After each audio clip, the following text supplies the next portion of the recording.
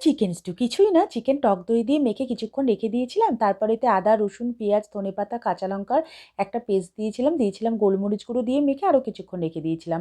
আমি আগে থেকে আলু সেদ্ধ করে নিয়েছিলাম, সেটা সাদা তেলে একটু ভেজে নিলাম হালকা করে, এর মধ্যে গাজর আর ক্যাপসিকামটাও ভেজে নিলাম।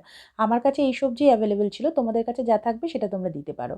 তারপরে এই তেলেই বাটার দিয়ে এর মধ্যে তেজপাতা, গোটা গরম মশলা ফোড়ন দিয়ে এর মধ্যে আদা, রসুন, পেঁয়াজ, কাঁচা লঙ্কা, ধনেপাতার পেস্টটা দিয়ে ভালো করে ব্রাউন করে ভেজে এর মধ্যে আমি চিকেনটা দিয়ে দিলাম এর মধ্যে ডুমো করে কাটা পেঁয়াজ আর থেতো করা রসুন দিয়ে ভালো করে কষলাম। তারপরে তো ভাজা সবজিগুলো অ্যাড করলাম, ভালো করে কষে এর মধ্যে নুন, স্বাদ মতো চিনি দিয়ে ভালো করে কষলাম। তারপর এর মধ্যে পরিমাণ মতো গরম জল দিলাম, ফুটে উঠলে কড়াইশুঁটি দিলাম, একটু নাড়াচাড়া করে এর মধ্যে লেবুর রস, ধনেপাতা কুচি, গোলমরিচ গুঁড়ো আর বাটার ছড়িয়ে দিলেই তৈরি। শুধু পরিবেশন করার আগে ওপর থেকে একটু বাটার আর একটু লেবুর রস ছড়িয়ে দিলে ব্যাপারটা পুরো জমে যাবে।